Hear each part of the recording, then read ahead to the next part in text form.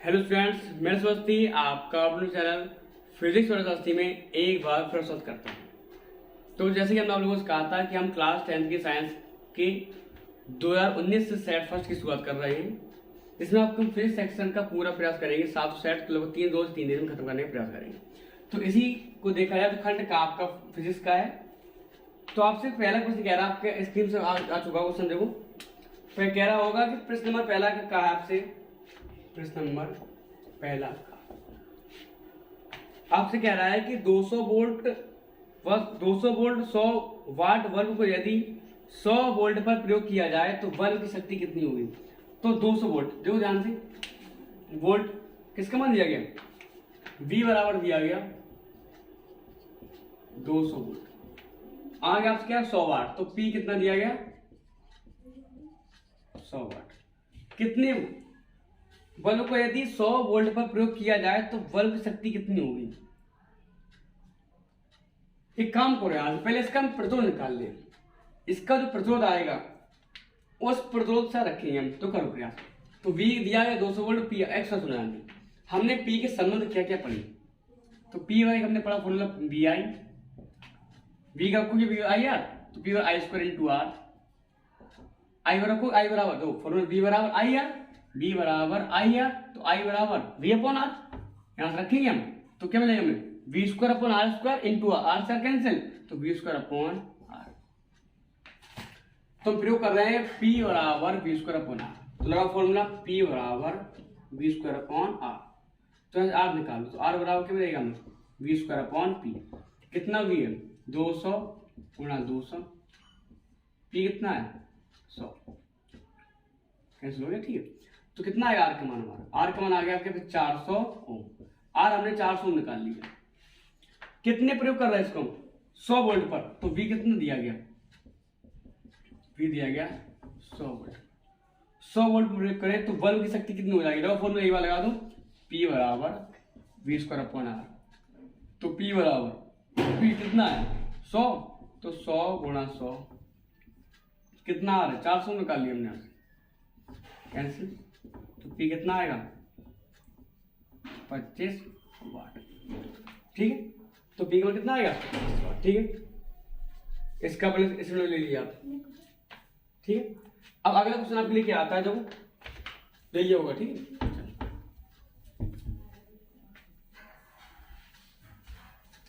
अगला क्वेश्चन आपके लिए आ चुका है, देखो स्क्रीन पे आ चुका होगा कि अनंत तथा उत्तल दर्पण के ध्रुव के बीच रखी वस्तु का प्रतिबिंब कहां और किस प्रकृति का होगा। उत्तल दर्पण के ध्रुव, उत्तल दर्पण यानी कि अनंत एवं उत्तल दर्पण के ध्रुव P के बीच रखी वस्तु प्रतिबिंब कहां होगा। देखो सुनो, क्या हो कि एक हमारे पास दर्पण कौन सा है, उत्तल दर्पण है। पहली बात तो हम जानते हैं कि उत्तल दर्पण में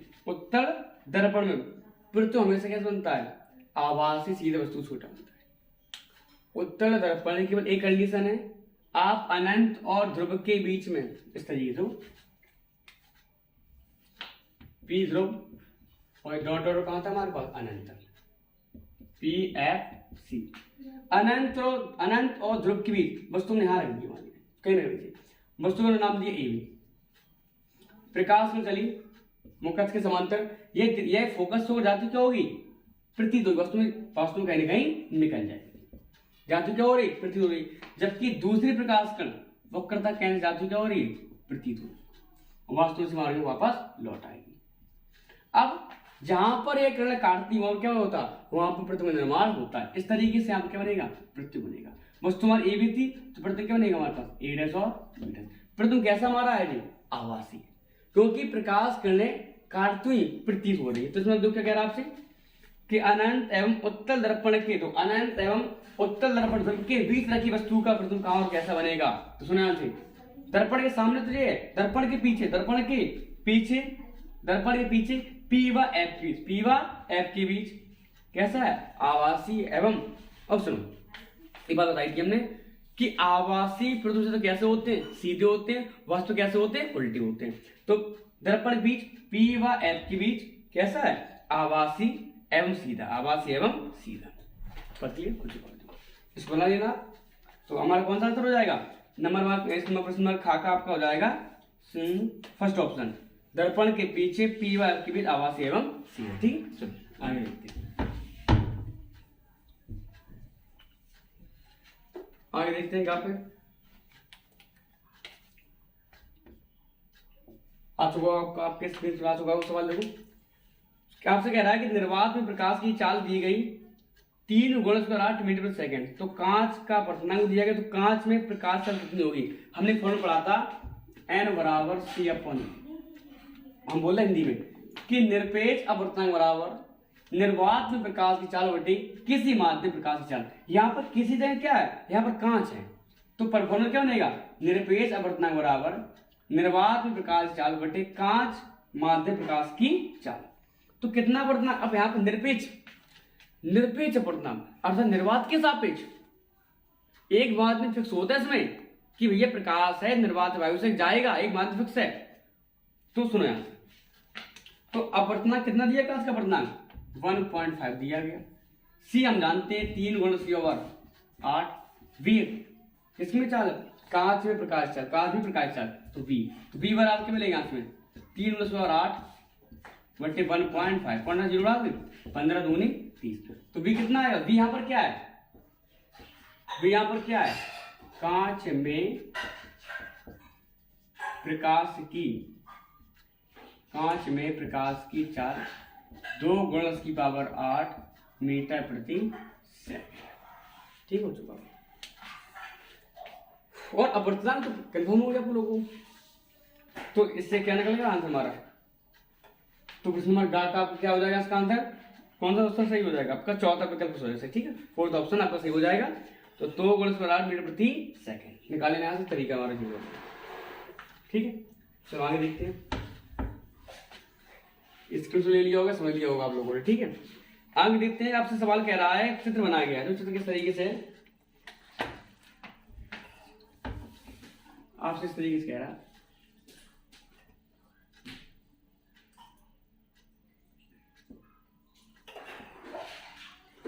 एक ओम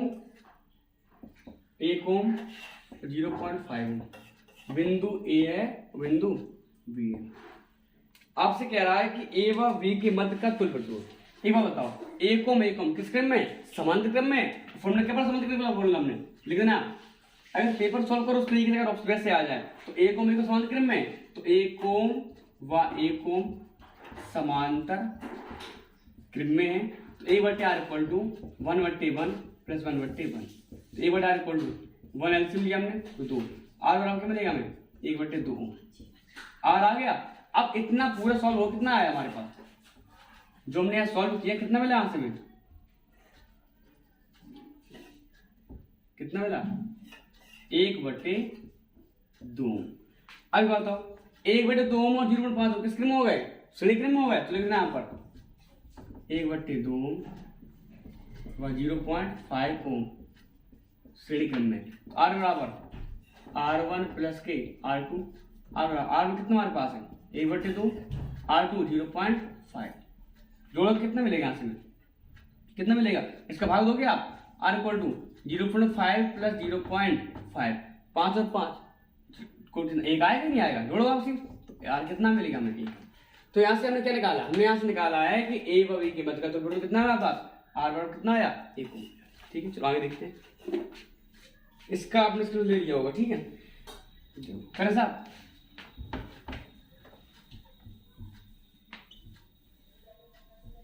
जो प्रवास है आपसे कह रहा है, आपसे आ गया प्रश्न नंबर दूसरा का।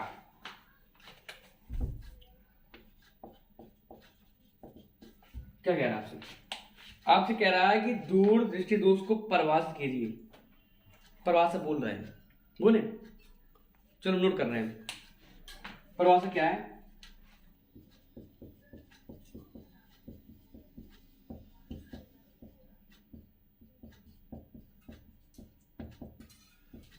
दूर दोष कहते हैं। क्या है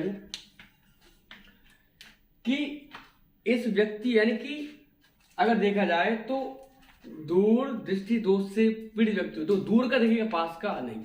या इसका तरीका सुनो। जैसे हमने आपका निकट दृष्टि दोष। तो निकट का दिखेगा, दूर का नहीं, निकट का दिखेगा, दूर का नहीं। और दूर है, अगर आपके पास है दूर दृष्टि दोष, दूर का दिखेगा, पास का नहीं, दूर का दिखेगा, पास का नहीं। वही बात लिखी हमने जो है, केस दोष से बड़े व्यक्ति को दूर की वस्तुएं स्पष्ट दिखाई देती है, लेकिन पास की वस्तुएं स्पष्ट दिखाई नहीं देती है। तो इस प्रकार दोष कहते हैं क्या, दूर दृष्टि दोष कहते हैं। इसका निवारण क्या है, इसका निवारण लगो, इसका निवारण आता हमारे पास उत्तल लेंस। क्या आता है, उत्तल लेंस। अगर कहीं निकट होता तो निकट का दिखेगा, दूर का नहीं, निवारण हमारा कौन सा हो जाता, अवतल लेंस। तो ठीक है, इसको आ गया होगा। तो इसको दूर करने के लिए किसका प्रयोग करते हैं हम, इसको दूर करने के लिए हम किसका करते हैं प्रयोग, उत्तल लेंस का प्रयोग करते हैं। ठीक है, ये ले स्क्रीनशॉट आप लोगों ने। चलो आगे आपसे कह रहा है कि आकाश का रंग नीला क्यों होता है, स्वच्छ आकाश का रंग नीला क्यों होता है। तो बताइए ना, प्रकाश के प्रकीर्णन के कारण स्वच्छ आकाश का रंग नीला होता है। इसकी बात को और डिटेल बात करेंगे हम, अभी आप इतना ही रहेंगे। ठीक है, तो लेकिन आपका प्रकाश के प्रकीर्णन के कारण स्वच्छ आकाश का रंग नीला होता है। आगे आपसे क्या, तो प्रश्न नंबर दूसरा क्या कह रहा है आपसे कि 1.5 वोल्ट के एक सेल का आंतरिक प्रतिरोध। तो ये आपको दिया गया 1.5 वोल्ट। आगे आपसे कह रहा है कि सेल का आंतरिक प्रतिरोध स्मॉल आर दिया गया 0.5। अब आप सोच रहे हैं स्मॉल आर कैपिटल क्या है, इस तरीके होगा आंतरिक प्रतिरोध स्मॉल आर से करते हैं हम। और जब आपका 1.5 वोल्ट दिया गया, आपका ई कमान दिया था, कैपिटल ई कमान। आप लोग क्लास 12 में आओगे तो इस बात समझोगे आप। ठीक है, तो फॉर्मूला क्या पढ़ा हमने, इसमें फॉर्मूला पढ़ा है B बराबर आई आर, तो I बराबर E अपॉन आर हो जाएगा। तो I बराबर E अपॉन आर। ए हमें दिया गया 1.5, आर दिया गया 0.5, कैंसिल 5 3 15, आई कितना है हमारे पास 3 एम्पियर। ठीक है, एक बार देखो आंसर एकदम ठीक है, सही है 3 एम्पियर। आगे देखो, आगे बात करिए। आपसे कह रहा है कि अपनी कार या बाइक के पीछे आने वाले वाहनों को देखने के लिए आप किस प्रकार के दर्पण का प्रयोग करोगे, कारण सहित बताइए, तथा बनने वाला प्रतिबिंब वास्तविक होगा या आभासी होगा। एक बात सुने, अगर हम हमारे वाहन चाहे मोटरसाइकिल हो चाहे कार हो, जो साइड मिरर लगे रहते हैं, उन साइड मिरर में हम उत्तल दर्पण का प्रयोग करते हैं। किस प्रयोग करते हैं, उत्तल दर्पण का। क्यों, क्योंकि उत्तल दर्पण द्वारा प्रतिबिंब कैसे बनता है, सीधा बनता है। उत्तल दर्पण द्वारा प्रतिबिंब कैसे बनता है, सीधा बनता है। जब सीधा प्रतिबिंब बनता है, और सबसे बड़ी बात देखी जाए, जो आपके उत्तल दर्पण होते हैं, प्रतिबिंब सीधा है वो कैसा होता है, आभासी। तो पूछे बनने वाला प्रतिबिंब आभासी हो सीधा, कैसा होगा, आभासी होगा। तो अपनी कार या बाइक के पीछे आने वाले वाहनों को देखने के लिए हम उत्तल दर्पण का प्रयोग करते हैं, क्योंकि उत्तल बताए इसलिए लिखना आप, क्योंकि उत्तल दर्पण द्वारा बना प्रतिबिंब सदैव आभासी व सीधा बनता है। एवं एक प्रश्न, अब जो आपका उत्तल दर्पण होता है वह इस तरीके से होगा, कैसे बना रहे, इस तरीके से। और पहली बात क्या आती है, जो आपका उत्तल दर्पण होता है, उत्तल दर्पण बाहर की ओर क्या होता है, वक्रित होता है। इस तरीके से आप देखो, बताएं चम्मच के साथ मत समझे, जो ये देखो आप लोग घर में चम्मच तो हो ही सबके यहाँ, तो देखने इस बात को, जैसे ही है इसका एरिया दो, शुरुआत का यह वक्रित कहाँ की ओर है, बाहर की ओर है। कहाँ की वक्रित है, बाहर की ओर। तो हमने यहां से देख रहे हैं, हमें हमारा चेहरा सीधा दिखाई दे रहा है, ठीक है। लेकिन अब जैसे अंदर कर देंगे हम, अब अंदर दर्पण हमारे को अंदर हमने देखा, जब इसकी हम इस सतह को देख रहे हैं तो हमारा प्रतिबिंब कैसा उल्टा दिख रहा है। तो दर्पण कौन सा होगा हमारे यहाँ से अंदर, क्या दर्पण कौन सा है, अवतल दर्पण। और अवतल दर्पण द्वारा जो वक्र होता है वो अंदर की ओर वक्रित होता है, जब वक्र कहाँ की ओर है, बाहर की ओर। यही कंडीशन हमारे पास है। तो बाहर की ओर यानी कि जो वक्रित है कहाँ की ओर, बाहर की ओर है, और अंदर की किसमें होता है, अवतल में होता है। वक्रित बाहर की वक्रित होता है, देख लिया हम लोगों ने, चम्मच होगी अपने देख लेना आपने, ठीक है। उसके बाद और इसके बाद एक और बात आती है कि ये जो उत्तल दर्पण है, यह उत्तल दर्पण बहुत बड़े एरिया को एकत्रित करता है, बहुत बड़े एरिया को, यानी कि इसका जो दृष्टि क्षेत्र होता है बहुत अधिक होता है। उत्तल दर्पण का दृष्टि क्षेत्र क्या होता है, कैसा होता है, बहुत अधिक होता है। इस बात को अपने बना के लिख लेना। तो हम बता रहे एक बार सुन लो ध्यान से, कि अपनी कार या बाइक के पीछे आने वाले वाहनों को देखने के लिए हम उत्तल दर्पण प्रयोग करते हैं, क्योंकि उत्तल दर्पण द्वारा बना प्रतिबिंब आभासी व सीधा होता है तथा उत्तल दर्पण का दृष्टि क्षेत्र बहुत अधिक होता है तथा यह दर्पण बाहर की ओर वक्रित होते हैं। इतनी बात लिखी ना, बिल्कुल सही रहेगा, कोई दिक्कत नहीं। आगे देखो, आगे आपसे कह रहा है कि 5 सेंटीमीटर लंबी वस्तु 10 सेंटीमीटर फोकस दूरी के उत्तल लेंस कौन सा उत्तर है?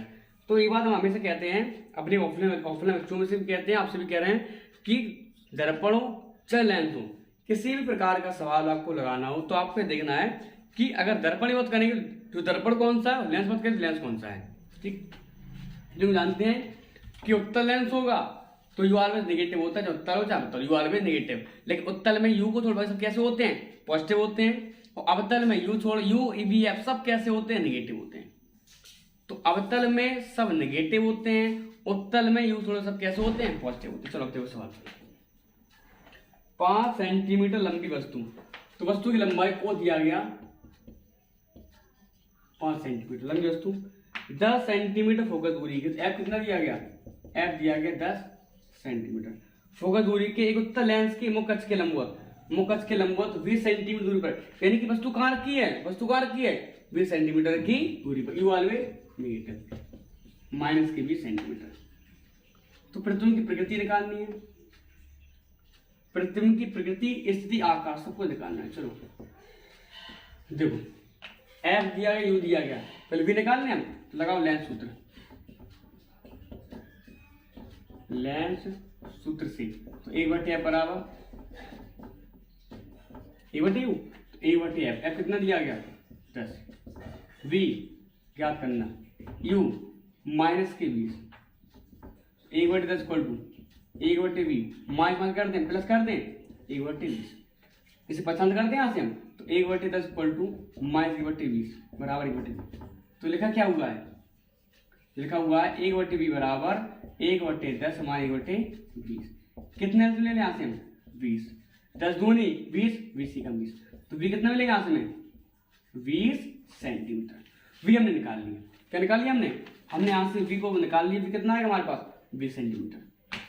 अब आगे देखो, निकालना क्या है, आई निकालना है। हमने फॉर्मूला आवर्धन का पढ़ा, फॉर्मूला m बराबर I/O इक्वल टू दर्पण है, तो हाँ दर्पण है आपका कि लेंस है, लेंस है, ठीक, तो v/u, अगर दर्पण का माइनस का हो जाता है, अब लेंस है तो किसका प्लस का होगा।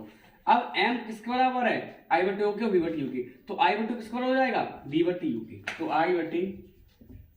I/O बराबर v/u, I हमें ज्ञात करना है, O दिया गया 5 सेंटीमीटर, V हमें दिया गया 20 सेंटीमीटर, U दिया गया माइनस के 20 सेंटीमीटर, कैंसिल आउट, तो क्या मिलेगा यहाँ से में I बराबर माइनस के 5 सेंटीमीटर। अगर I का मान निगेटिव आया है तो प्रतिबिंब कैसा होगा, वास्तविक एवं उल्टा, प्रतिबिंब कैसा होगा हमारा, वास्तविक एवं उल्टा। अगर I पॉजिटिव आता है प्रतिबिंब कैसा होता है तुम्हारा, आभासी होता है, आभासी प्रतिबिंब कैसे होते, सीधे होते हैं। I नेगेटिव आया प्रतिबिंब कैसा होगा, वास्तविक एवं उल्टा। तो प्रकृति कैसे हुई, प्रकृति बता देना, प्रकृति वास्तविक, पहली बात तो सुनो यहां से, I 5 O 5, U 20 V 20। तो अगर देखा जाए ऐसी कौन सी कंडीशन लेंस की है, यह कंडीशन है कि जब वस्तु उत्तल लेंस के सामने 2f1 अर्थात प्रथम वक्रता केंद्र पर रखी हो, तो प्रथम घनता कहां बनता हमारा, द्वितीय वक्रता केंद्र पर समान आकार का। तो प्रथम वास्तविक उल्टा एवं, लिखना है प्रतिबिंब वास्तविक उल्टा एवं वस्तु के आकार के, वस्तु के आकार के बराबर बनता है। प्रतिबिंब कैसा है, प्रतिबिंब वास्तविक उल्टा एवं वस्तु के आकार के बराबर बनता है। ठीक है, चलो ले लिया आपने, स्क्रीनशॉट कर दो, सही आ रहा है कि नहीं आ रहा, ठीक ले लियो आप लोगों ने, ठीक है। आंसर आप कर रहे हैं। चलो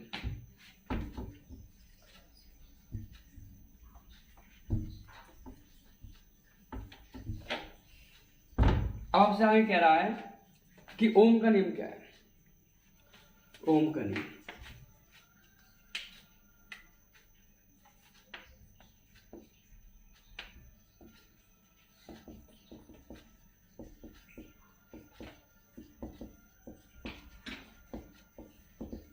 परिभाषा को बोल रहे हैं, आप नोट करना है, ठीक है, लेकिन पाएंगे बहुत समय लगेगा लिखने में। परिभाषा बोलो, नोट करने दो। ओम का नियम क्या है, वैद्य पर साइलेंस का सत्यापन कैसे करते हैं, सत्यापन बता देंगे हम, ठीक है। परिभाषा देखो, तो ओम के नियम की अगर बात करें तो वैज्ञानिक हमारे थे जॉर्ज साइमन। तो लोग नोट करो उसको, जॉर्ज साइमन ओम के अनुसार, जॉर्ज साइमन ओम के अनुसार यदि किसी चालक की भौतिक अवस्थाएं, यदि किसी चालक की भौतिक अवस्थाएं जैसे ताप, दाब, क्षेत्रफल, लंबाई, आयतन, जैसे ताप, दाब, क्षेत्रफल, लंबाई, आयतन आदि अपरिवर्तित रहें, आदि अपरिवर्तित रहें तो, आदि अपरिवर्तित रहें तो चालक के सिरों के बीच, तो चालक के सिरों के बीच लगाया गया विभवांतर, तो चालक के सिरों के बीच लगाया गया विभवांतर चालक में बहने वाली, चालक में बहने वाली धारा के, चालक में बहने वाली धारा के अनुक्रमानुपाती होता है। तो चालक के सिरों के बीच लगाया गया विभवांतर चालक में बहने वाली धारा के समानुपाती या अनुक्रमानुपाती होता है। नोट कर लिया होगा आप लोगों ने। तो आए क्या हमारे पास, V proportional I, V proportional I, इस तरीके से आए हमारे पास V प्रोपोर्शनल I। तो बहुत क्लियर नहीं। अब अगर हम बात करेंगे हम सत्यापन की, तो सत्यापन कैसे करते हैं इसका बना रहे। अगर हम ओम की नियम सत्यापन की बात करें, परिभाषा के लिए हो चुकी होगी, नोट कर लिया होगा आप लोगों ने। ओम के नियम सत्यापन की अगर बात करें तो क्या है, देखो पहली बात तो आती है कि ओम का नियम जो है वो केवल धातुओं के लिए सत्य है, ना कि अचालक के लिए, ना अचालक के लिए। तो ओम का नियम केवल धात्विक चालकों के लिए ही सत्य है, और इसको सत्यापित करने के लिए हम क्या क्या लगाते हैं, बैटरी, क्या है कुंजी है, गैस को सत्यापित करने के लिए हम बैटरी, कुंजी, अमीटर, प्रतिरोधक तार व धारा नियंत्रक को श्रेणी क्रम में लगाते हैं तथा प्रतिरोधक तार के बीच एक वोल्टमीटर को समांतर क्रम में लगाते हैं। अब जैसे ही हम कुंजी के को दबाते हैं, कुंजी के को दबाने पर धारा प्रवाह होने लगती है, धारा प्रवाह होने या धारा का प्रवाह होना प्रारंभ हो जाता है। और यह जो धारा नियंत्रक, तो धारा नियंत्रक के द्वारा धारा के मान को घटाया बढ़ाया जा सकता है। यानी कि जो आपका धारा नियंत्रक है, इस धारा नियंत्रक द्वारा धारा के मान घटाया बढ़ाया जा सकता है। धारा के मान को हम अमीटर मापेंगे, तो धारा के मान को अमीटर से तथा विभव के मान को, धारा के मान को अमीटर से तथा विभवांतर के मान को, तथा विभवांतर के मान को वोल्टमीटर से मापते हैं, वोल्टमीटर से मापते हैं, ठीक है। और कंडीशन आती क्या कि जितनी बार आप प्रत्येक बार, कंडीशन क्या है कि अगर हम x अक्ष पर धारा I को रखें और y अक्ष पर हम रखें B को, तो x अक्ष पर धारा I, y अक्ष पर B को, तो B और I के बीच, तो प्रत्येक बार मापे गए धारा व विभव के मान से स्पष्ट है कि V अपॉन I का मान हमेशा एक नियत मिलता है। अर्थात जब हम V और I का ग्राफ बनाएंगे तो हमें एक सीधी सरल रेखा प्राप्त होती है। क्या प्राप्त होती है? एक सीधी सरल रेखा प्राप्त होती है। इस तरीके से ग्राफ इससे आप बना लेना, भाषा को फिर से बोल रहे हैं तो नोट कर लेना, और जी आप ग्राफ बन जाएगा। और भाषा आपकी स्क्रीन पर आ चुकी होगी तो नोट कर लिया, पूरा मैं आपको बना देंगे, स्क्रीन पर आ जाएगी भाषा आपको। हम फिर एक बार समझा दे रहे हैं कि ओम का नियम केवल धात्विक चालकों के लिए सत्य है। इसको सत्यापित करने के लिए हम परपथ में एक धारा नियंत्रक, बैटरी, कुंजी, अमीटर व प्रतिरोधक तार को श्रेणी क्रम में जोड़ते हैं। प्रतिरोधक तार के बीच एक वोल्ट मीटर को समांतर क्रम में जोड़ते हैं। जैसे ही कुंजी की को दबाते हैं तो परपथ में धारा प्रवाह होने लगती है। धारा नियंत्रक की सहायता से हम धारा का मान घटाया बढ़ाया जा सकता है। धारा के मान को अमीटर में तथा विभवांतर के मान को वोल्टमीटर में मापते हैं और प्रत्येक बार मापी गए धारा व विभव के मान से स्पष्ट है कि V/I का मान है, हमें सीधी सरल रेखा प्राप्त होता है। तो पेपर में 1 नंबर का आता है कि ओम के नियम से हमें जो प्राप्त वक्र होता है कैसा है, सीधी सरल रेखा। इस तरीके से आपके 4 नंबर पक्के होते हुए आप पहले ओम का नियम लिखना, उसके बाद आप लोग बात करना इसकी सत्यापन की। ठीक है, बहुत क्लियर हो चुकी हुई। इसका इसमें ले ली पहले आप, ठीक ले लिया होगा। ठीक है, चलो आगे बात करें।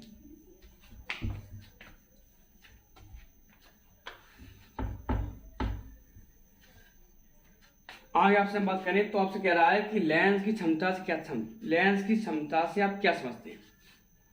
परिभाषा एक लाइन की है, क्या है समझो। अगर हम लेंस की क्षमता की बात करें, लेंस की क्षमता, तो किसी लेंस द्वारा प्रकाश की किरणों को अभिसरित, लेंस द्वारा प्रकाश की किरणों को अभिसरित, यहां अभिसरित का मतलब होता है किरणों को एकत्रित करना और अपसरित क्या होता है, फैलाना। तो लेंस द्वारा, लेंस क्षमता पूछा, तो लेंस द्वारा प्रकाश, नोट करना आप लोग, लेंस द्वारा प्रकाश की किरणों को अभिसरित या अपसरित करने की क्षमता को लेंस की क्षमता कहते हैं। नोट करो इस बात को, लेंस द्वारा प्रकाश की किरणों को अभिसरित या अपसरित करने की क्षमता को लेंस की क्षमता कहते हैं। बस क्लियर है। इसका फॉर्मूला लिख लो आप लोग। फॉर्मूला होता है P बराबर 100/F, कब, जब फोकस दूरी किसमें हो, सेंटीमीटर में, किसमें हो, सेंटीमीटर में, और P बराबर 1/F जब फोकस दूरी किसमें हो, मीटर में, किसमें हो, मीटर में। आपसे कह रहा है कि किसी लेंस क्षमता कितनी है, -2 डायोप्टर है। वही कंडीशन है, अगर अवतल लेंस होगा क्षमता नेगेटिव होगी, उत्तल होगा क्षमता पॉजिटिव होगी। तो क्षमता 2 डायोप्टर, -2 डायोप्टर, तो P का मान दिया गया -2 डायोप्टर। तो आप इसे निकालनी फोकस दूरी। अब आप इन दोनों में से किसी का भी यूज करिए, जरूरी नहीं इसे लगाए उसके, किसी का भी यूज करें। चलो आपको F ज्ञात करना है, तो P बराबर 100/F। तो F बराबर क्या मिलेगा, 100/P। तो 100/P कितना है, माइनस कर दो, कितना आएगा, -50 सेंटीमीटर। आगे कह रहा है आपसे कह रहा है कि प्रकृति क्या होगी, F किसका आया, नेगेटिव का, तो प्रकृति क्या हमारी होगी, अवतल है। प्रकृति क्या होगी हमारी, अवतल है। ठीक है, तो जो आज के लिए इतना ही करते हैं। जबकि क्वेश्चन रहेगा है विद्युत चुंबकीय प्रेरण के नियम और डायनो सिद्धांत, इसको हम एक अलग से वीडियो बनाएंगे इसका, यानी कि एक हम प्रत्यावर्ती धारा यंत्र का अलग से वीडियो बनाएंगे। हम उसी वीडियो में आपसे बात करेंगे विद्युत चुंबकीय प्रेरण के नियम, जो आपके 2 नियम, फैराडे के नियम है, प्रथम द्वितीय नियम, इन सब की बात करें। ठीक है बच्चों, तो पूरा हमारा सेशन कंप्लीट होता होगा। जो आपकी लास्ट क्वेश्चन रह गया है उसके लिए हम एक अलग से वीडियो बना के आएंगे। ठीक है, अगर किसी प्रकार का डाउट होता हो तो आप हमें कमेंट से लिख के बता सकते हैं। ठीक है बच्चों, थैंक यू बच्चों। तो बात क्लियर हो चुकी होगी। तो मेरा आप लोगों से निवेदन है कि जो लास्ट समय चल रहा है, आप इस समय अपनी तैयारी को पूरी जान लगा दीजिए, कहीं कमी न रह जाए। तो इसके लिए आपको इतना ही करना है, खुद पढ़िए और जितने भी आपके दोस्त आसपास उन सबको शेयर कीजिए वीडियो, सबको बताइए कि हमारे सर यूट्यूब पर क्लास आपके अनसॉल्व पेपर का सेक्शन लेके आ रहे हैं और हम लोग डेली लेके आ रहे हैं। तो आज का वीडियो ये रहा और दोस्तों सबको बताइएगा, सबको जानकारी दीजिए। ठीक है।